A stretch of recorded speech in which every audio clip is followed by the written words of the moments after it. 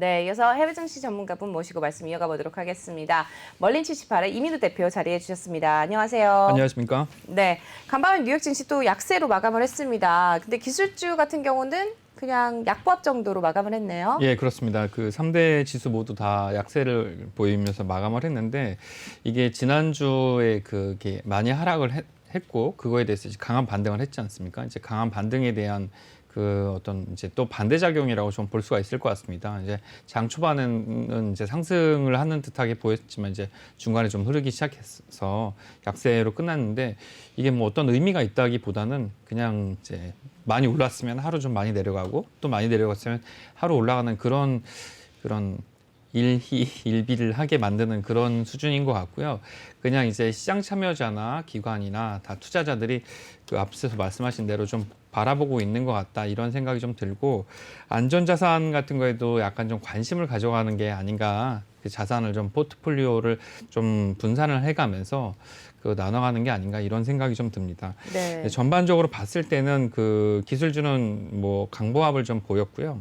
금융주는 약세를 좀 보였습니다. 이제 맵을 봤을 때 전반적으로는 이제 뭐 그 푸른색이랑 붉은색이 좀 섞여 있는데 네, 금융주- 섹터별로 좀 살펴보도록 할까요? 예, 예. 네. 네, 그림을 좀 보여주시죠. 네, 기술주는 네, 전반적으로 강보합, 그리고 금융주는 약세, 그리고 은행주는 좀 부진했고요.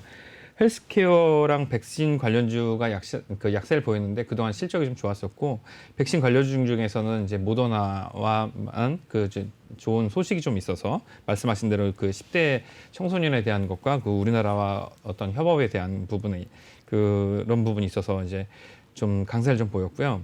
그동안 좀 좋았었던 그 에너지랑 유틸리티 그런 그 산업재 부분이 전반적으로 강세를 보였던 부분이 약세로 약간 좀 전환됐다 이렇게 좀 볼 수가 있겠습니다. 이런 장세의 특징은 결국은 좀 개별 종목별로 움직이는 그런 분위기 아닙니까? 예, 그렇습니다. 뭐 아마존 같은 경우에 반독점 또 조사받는다 이런 얘기로 움직이고 하듯이 예, 예. 이런 관망세 속의 조정 장세에서는 개별 종목의 어떤 재료가 나오느냐. 네네, 그렇죠. 그러니까 큰 섹터별로 해석하기는 좀 어려운 그런 장세죠. 예, 맞습니다. 네, 그렇습니다. 그 어떤 뉴스, 어떤 호재가 있냐에 따라서 그 등락이 좀 결정되고요. 뭐 반도체 섹터 전체가 또 그 안 좋다고도 뭐 엔비디아처럼 뭐 그 주식 분할 얘기가 나오거나 뭐 다우지수에 편입될 가능성이 있다. 뭐 물론 그 풍문입니다. 그 다우존스에 이제 뭐 이거 약간 부연을 해서 말씀을 좀 드리면 다우존스 30에서 퇴출될 가능성이 있는 기업이 지금 아주 유력한 기업이 네. IBM으로 지금 추정이 되고 있는데 IBM이 빠져요. 예, IBM이 지금 뭐 간당간당합니다. IBM이 지금 뭐 거의 30 중에 30등을 하고 있다. 뭐 이런 얘기가 있을 정도로 그 전통의 기업 IBM이 지금 그 다우존스 지수에서 빠질 가능성이 높은데 그 IBM의 자리를 지금 엔비디아가 엔비디아가 들어갈 가능성이 높다고 뭐 CNBC에서 이렇게 추정을 하고 있는데 사실 봤을 때는 이제 엔비디아보다는 아마존이 들어가는 게 더 규모상이나 뭐 여러 가지 봤을 때 좀 맞다고는 볼 수 있습니다.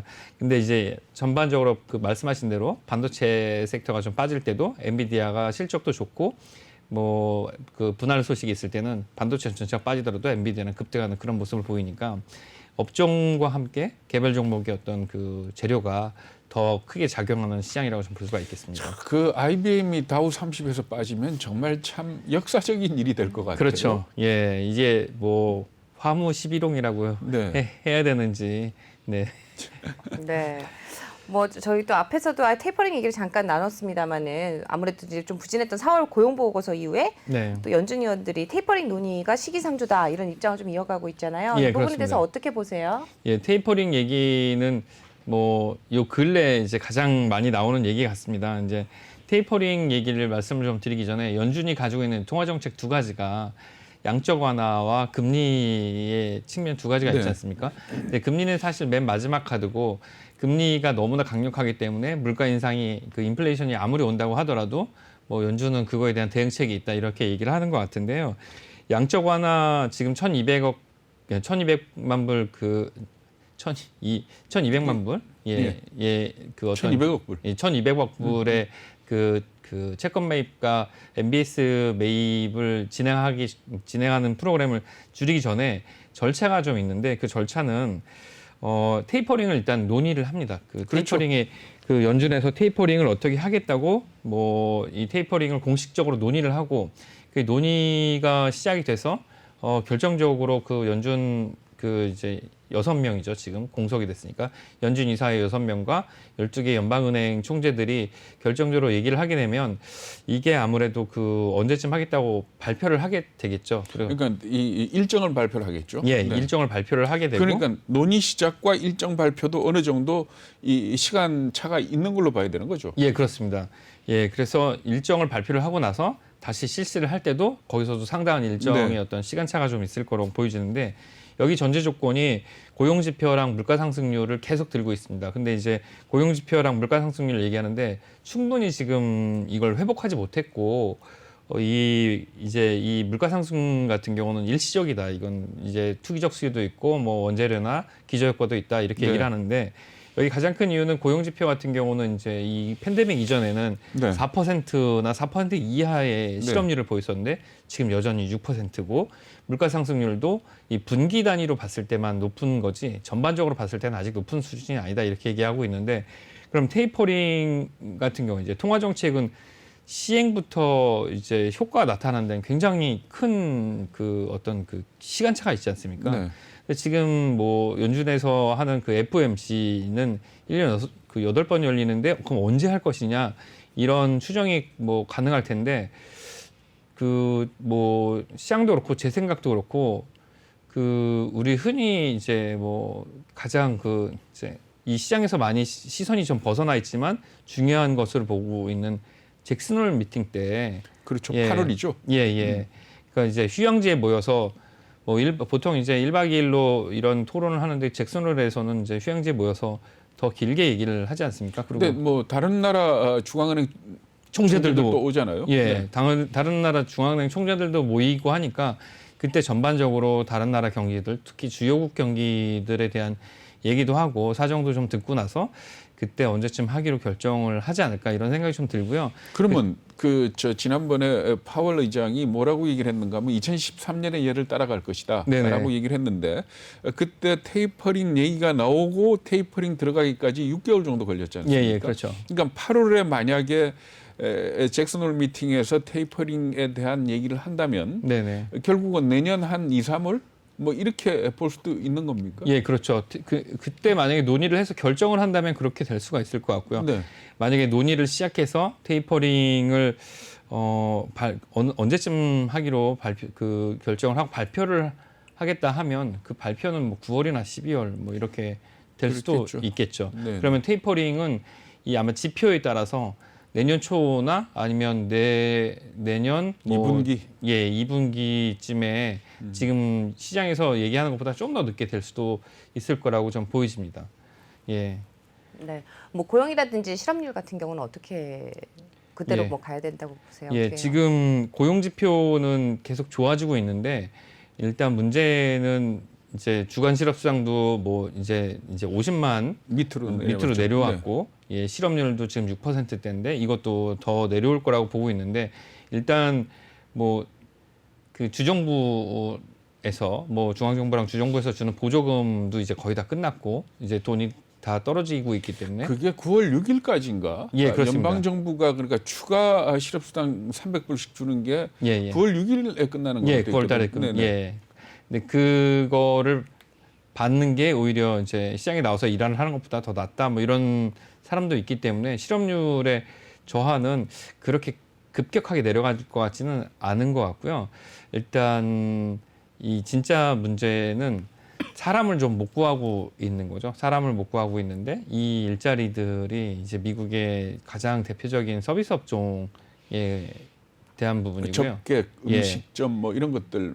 예. 근데 요거는 그 7월 달을 전후로 해서 완전하게 이제 미국에서 접종이 끝나고 나서 그 집단 면역이 형성되고 나면 추세는 확실히 역정될 것으로 봅니다. 그래서 지금 이 지금 상황과 지금 5월 달에 보는 상황과 이 접종이 다 끝난 7월 달 이후의 상황은 완전히 또 다른 상황이 좀 진행이 될 수 있을 가능성이 좀 있다고 봅니다.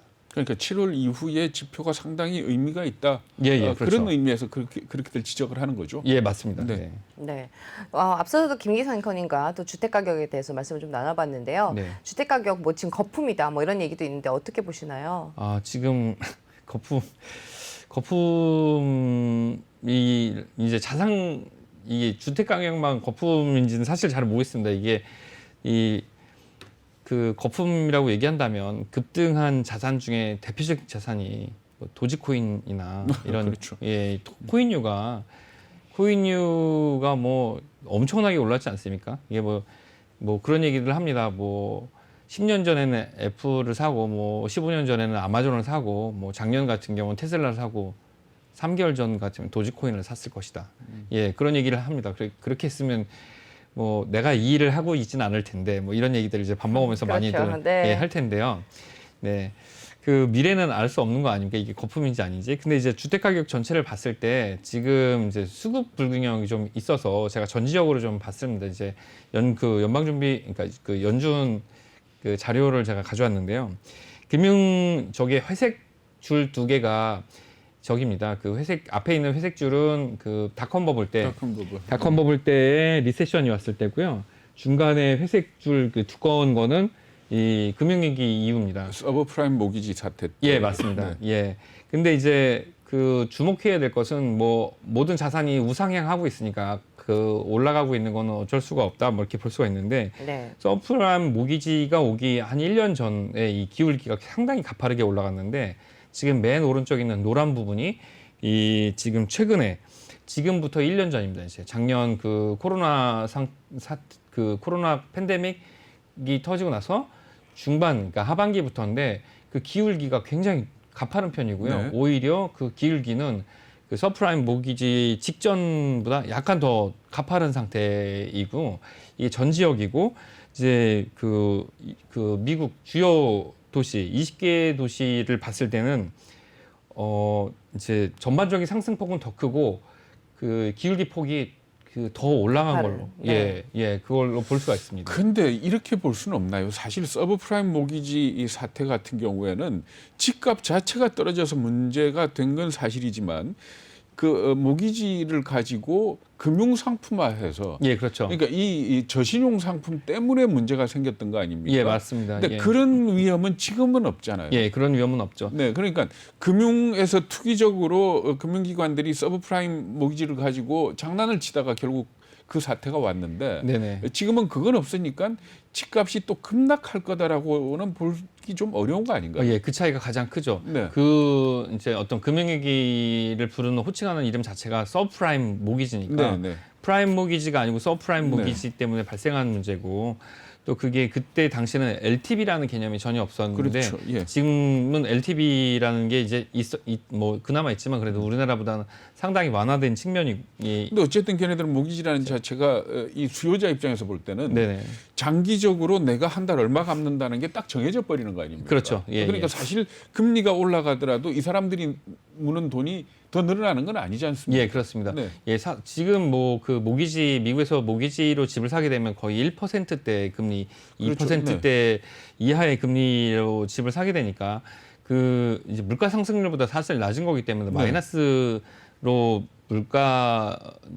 마이너스 물가를 적용해서 집을 산다는 그런 개념 때문에 사실 그 많이 하락한 집을 그 지가가 많이 하락한 집을 싸게 살 수 있다 이런 개념 때문에 수요가 많이 늘어난 측면이 있고요. 네. 또 그런 것 때문에 이제 공급이 많이 부족해서 수급의 불균형도 상당히 좀 작용을 하고 있습니다. 근데 이제 문제는 너무 가파르다.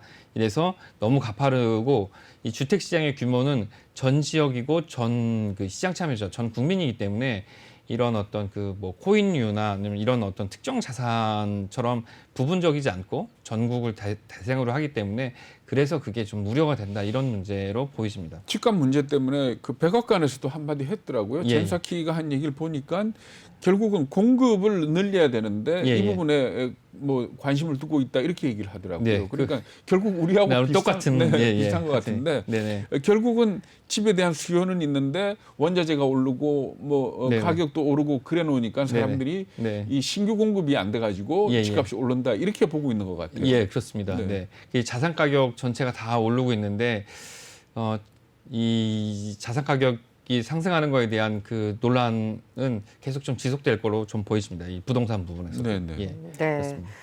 지금 또 보면은 뉴욕 증시에 입성하려는 중국 기업들 발걸음이 또 주춤하고 있다 이런 얘기들도 나오고 있는 것 같습니다. 네네. 지금 보니까 최소 3곳 이상 중국 기업들이 상장 계획을 또 연기했다고 하는데 네. 뭐 최근에 또 뭐 시장 변동성 때문에 그렇다 이런 얘기도 있는데 어떻게 보세요? 네, 가장 뭐 보통 그냥 중국 기업이 뉴욕 상장을 연기했다 이렇게 얘기하면 중국이랑 미국이랑 어떤 말씀하셨던 지정학적 위치, 지정학적 문제 때문에 그게 중단된 것이 아닌가 이렇게 생각하실 수 있는데요. 일단 세계 기업이 제조업체 기업이 아닙니다. 그러니까 이제 뭐 공유 플랫폼이나 뭐 오디오 같은 이제 방송 플랫폼, 커뮤니케이션 플랫폼, 그리고 클라우딩 업체 이런 이제 IT 관련된 업체들인데 이 업체들 실적이 그렇게 네. 썩 그렇게 좋지는 않고요. 거기다 또 이제 시장 분위기가 저기 좋지가 않습니다. 시장 분위기가 지금 급등을 한 상태이기 때문에 급등하고 나서 지금 조정 국면에 들어있는 상태거든요. 네. 그렇기 때문에 조정 국면에 들어왔기 때문에 지금 상장을 한다고 치면 그 자기 평가를 받을 수가 없는 거죠. 뭐 쿠팡이 얼마 전에 상장을 했을 때는 쿠팡이 상장한 그 가격 자체만 하더라도 한국에 오면 2위, 3위 정도가 될 수 있을 만큼 분위기가 뜨거웠었는데 지금 만약에 쿠팡이 상장하면 그 밸류에이션을 바로 받을 수는 없는 그런 분위기니까 그런 문제들, 그러니까 이제 중국 기업의 실적도 그렇게 그 시장에서 원하는 만큼 높지가 않고 또 시장 분위기가 또 전과 같지 않다. 네. 그래서 중국 기업이 원하는 만큼 밸류에이션을 받지 못한다. 이런 두 가지 측면 때문에 상장을 좀 연기하고 있는 것으로 좀 보여지고 있습니다. 네. 그러니까 상장을 누가 말린 게 아니고 자기들이 스스로 하고 있다는 얘기인데 쿠팡 예. 말씀하셨지만 쿠팡 그런 대로 주가 지키고 있는 거 아닙니까? 예, 그렇죠. 예.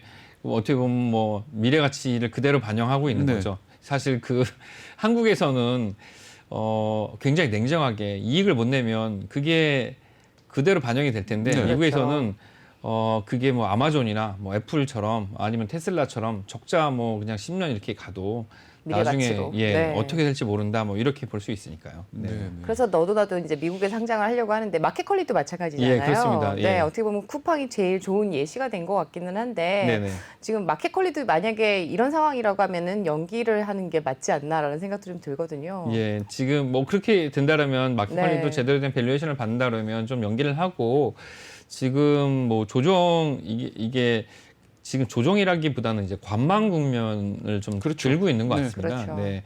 이제 조정을 한다 그러면 지금도 한 5에서 10% 정도는 전반적으로 그 섹터랑 지수 전체가 좀 하락을 해야 되는데 그거는 아닌 것 같고요. 신규 자금 유입은 별로 없는 것 같고 또 여기서 조금씩 자금 유출이 되면서 다른 부분으로 약간씩 이전이 되는 것 같거든요. 대체 자산 쪽으로. 뭐 금으로도 가기도 하고.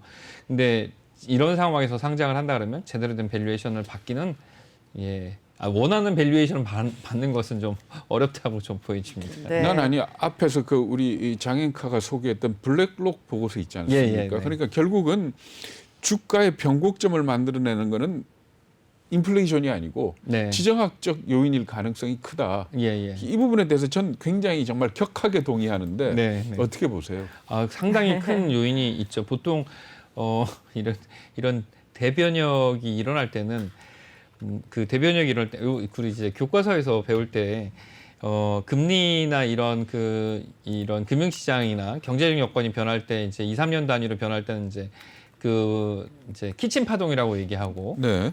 그 장비나 이런 어떤 시설 같은 게 변하게 됐을 때는 뭐 5년에서 10년 단위의 변화가 있을 그런 파동을 가지는 건 주글라 파동이고 산업 시설이나 아니면 기술 변화, 기술 혁신 때문에 변하는 50에서 70년짜리 변화는 콘트라디에 파동, 뭐 석탄에서 석유, 뭐 석유에서 전기, 뭐 인터넷, 뭐 이렇게 넘어오는 것들 큰 파동을 컨트리디에프 파동이라고 하면서 이 파동이 클 때마다 뭐 돈을 많이 벌 수 있는 기회가 있고 새로운 사람이 성장한다고 하는데 보통 그거보다 더 큰 변혁은 체제와 이런 시스템의 변화인데 이게 이제 이런 시스템의 변화는 정치적 문제, 정치적 시스템의 충돌에서 발생하는 것 같습니다. 그렇죠. 예, 그러니까 지금 자유민주주의 시스템이라는 20세기 이 중반 이후에 발생한 시스템 이전에 우리가 서구 진영이라고 부르는 그 유럽의 많은 국가, 특히 영국을 위주한 국가들은 뭐 이렇게 아름다운 국가들이 아니었지 않습니까? 제국주의, 그렇죠. 예, 제국주의, 봉건 제국 예, 그렇죠. 제국주의 국가들이었었는데 제국주의 국가들이 자기들이 제국의 힘을 유지하지 못하니까 이게 자유민주주의로 전환되는 측면이 이제 발생하게 된 거죠. 근데 지금은 이제 중국이라는 네. 어떤 그 새로운 지금 이제 뭐라고 부르기가 정체를 약간 규정하기 단정짓기 어려운 새로운 시스템이 그 새로운 경제 시스템과 새로운 정치 시스템이 지금 우리에게 익숙한 미국식 자본주의랑 부딪히고 있는 그런 상태가 아닌가 싶고요. 그러니까 결국은 주식 투자하시는 분들이 개별 기업에 대한 공부도 많이 해야 되지만 예. 어찌 보면은 큰 틀에서의 세계가 움직이는 것. 네네. 그러니까 블랙록도 얘기를 했지만은 대만이라든가 네. 아니면 남중국해라든가 북한이라든가 하는 여기에서 어떤 돌발 변수가 발생할 수 있다. 이런 네. 부분은 굉장히 사실 투자하는 사람들 입장에서는 다른 것들 다 덮을 수 있는 요인 아닙니까? 아, 그렇죠. 상당히 큰 변수가 있는 거죠. 그 관련돼서 말씀을 좀 드리면 이제 우리가 알고 있는 그 역사적인 투자자, 역사적인 펀드 매니저나 역사적인 투자자, 지금도 이제 뭐 보통 50에서 100조 이상을 운영하는 그 매니저들이나 포트폴리오 매니저들은 이런 그 기술적 측면이나 뭐 어떤 이런 차트 분석이나 이런 것들보다는 숫자적 측면보다는 인문학적, 사회학적, 역사적 배경에 대한 학습을 더 많이 하고 마크 트웨인이 얘기한 대로 역사는 다 똑같이 반드시 반복하진 않지만 패턴을 가져간다 이런 얘기가 금융시장에도 똑같이 그러니까 적용되기 때문에 그런 인문학적, 사회학적 그 배경 지식에 대한 탐구를 많이 하죠. 예. 그러니까 뭐 지금 말씀하신 것처럼 석탄에서 석유로 넘어오고 네네. 이제 석유에서 어디로 갈 거냐. 예, 그렇죠. 근데 뭐 늘 하는 얘기가 돌이 없다고 석기 시대가 끝난 게 아니듯이 아니죠. 예. 석유는 남아 있더라도 석유 시대는 저물 수 있다라고 네. 얘기를 하는데 그러면 수소로 갈 거냐 아니면 또 다른 걸로 갈 거냐. 네. 말하자면 이런 지식들이 인문학적 지식이고 아, 그렇죠. 역사적으로 공부를 해봐야지 알 수 있는 그런 부분들 아닙니까? 예, 맞습니다. 네, 그렇습니다. 네.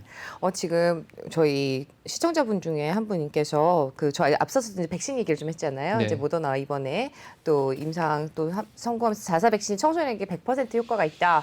또 6월 초에 FDA 승인을 받을 계획이다라고 이제 글로벌 인사이드 통해서 소식을 전해드렸는데 저희 시청자분께서 이민우 대표님 변이 바이러스는 어떻게 하죠? 비관적으로 생각합니다. 개인적으로라고 의견을 주셨습니다. 대표님은 어떻게 보시는지 의견을 네. 좀 구하시는 것 같은데 네. 어떻게 생각하시나요? 만약에 이게 이제 일반적으로 이제 백신이 나왔다고 하더라도 변이 바이러스가 나오게 되면은 또 악영향을 미치지 않을까라는 의견이신 것 같은데 어떻게 보시는지 의견을 좀 들어볼 수 있을까요? 네, 이제 저는 문과생이라서 죄송합니다. 죄송합니다. 문과생이라서 제가 알고 있는 수준에서 말씀을 좀 드리겠습니다. 이제 백신이라는 게 뭐 특별하게 이 컴퓨터 백신이 가장 익숙하니까 뭐 그것과 좀 다르게 백신을 하나씩 집어서 그 바이러스를 하나씩 집어서 없애는 게 아니고 이 백신이 그러니까 바이러스가 사람 몸에 들어왔을 때 그 바이러스가 사람 몸에 이제 악영향을 미치려면 일정한 수로 복제를 해야 되는데 스스로 그 바이러스는 스스로 이제 어떤 제가 예, 질문 잘못 드린 것 같습니다. 주식에 어떤 영향을 미치는지를 네. 질문을 드린 건데. 네, 제가 리포트를 보고 네. 말씀드리는 수준으로 제가 말씀드렸는데 제가 네. 잠깐 설명을 드릴게요. 네. 아마 기억들 하실지 모르겠지만은 처음에 그 모더나, 화이자, 아스트라제네카 백신들이 나와가지고 예방률이 몇 %다, 네. 뭐 90%다, 70%다라고 네. 얘기를 했을 때 앤서니 파우치 소장이 뭐라고 얘기를 했는가 하면 자기는 50%만 돼도 성공일 것이다라고 생각을 했는데 네. 굉장한 업적이다 이렇게 얘기를 했었거든요. 그렇죠. 이렇게 본다면은 네네. 결국 변이 바이러스가 뭐가 문제인가 하면 지금 현재로서는 이 백신이 변이 바이러스를 완전히 차단을 못하는 게 아니고 예방률이 좀 떨어질 가능성이 있다 이렇게 보는 거죠. 아. 네. 그렇다 손 치더라도 지금 현재 한 90% 정도의 예방률이 떨어져 네. 봤자 70%뭐 네네, 이렇게 떨어질 수 그렇습니다. 있고 네네. 물론 이 백신이 작동하지 않는 정말 희한한 변이가 나오게 된다면은 네. 그게 문제겠지만 네네. 아직 그 최근에 인도 변이까지 합쳐가지고 그렇게 작동하지 않는 수준은 것은. 없거든요. 그러니까 네. 장기적으로 본다면은 아마 그렇게 큰 문제는 아닐 겁니다. 네. 그리고 오히려 이런 변이 바이러스가 발생한다는 것 자체는 앞으로 우리가 1년에 매번 한 번씩 독감 바이러스 주사를 맞듯이 맞아야 되는 그런 상황이 온다 이렇게 볼 수 있고 단기적으로 보면 인도나 대만이나 이런 어떤 세계 경제의 이 서플라이 체인에서 중요한 위치를 차지하는 국가들이 이 변이 바이러스가 창궐한다는 것 자체는 경제적으로나 아니면은 주가에도 영향을 미치겠죠. 네. 예. 네, 그렇습니다. 그 참고적으로만 아주 잠깐 말씀을 드리면 그 변이 바이러스라는 게 이제 어떤 거냐면 볼트랑 너트가 있으면 이제 사람 몸의 세포가 이제 너트라면 바이러스는 볼트 같은 모습을 하고 있는데 이게 사람 몸에 들어와서 이렇게 볼트가 너트에 딱 결합되는 확률이 높으면 높을수록 이제 사람 몸에 이제 전염이 잘 되는 건데 이걸 차단하는 방법을 만들어서 이제 백신으로 보급을 했는데 변이 바이러스라는 게 이게 더 결합이 잘 되는 그런 모습으로 바뀌었다 이런 얘기입니다. 더 전염이 잘 된다는 얘기고요. 그래서 이제 기존의 백신으로는 그 말씀하신 대로 90% 확률이 더 내려갈 수 있다 이런 얘기이기 때문에 코로나 바이러스가 뭐 새로운 좀비 바이러스로 바뀌었다 이런 거는 아니니까 이거는 기술적으로 만약에 이건 어떤 그 이 바이러스에 대한 분석이 나오게 되면 또 다른 백신이 나올 수 있으니까 네, 너무 공포를 가지지는 않으셨으면 좋겠습니다. 네. 오늘 말씀 잘 들었습니다. 네, 오늘 또 팩트 체크까지 해주신 김기상 건님 감사드립니다. 네, 오늘 지금까지 도움 말씀 주신 분 멀린 78의 이민우 대표였습니다. 말씀 고맙습니다. 감사합니다.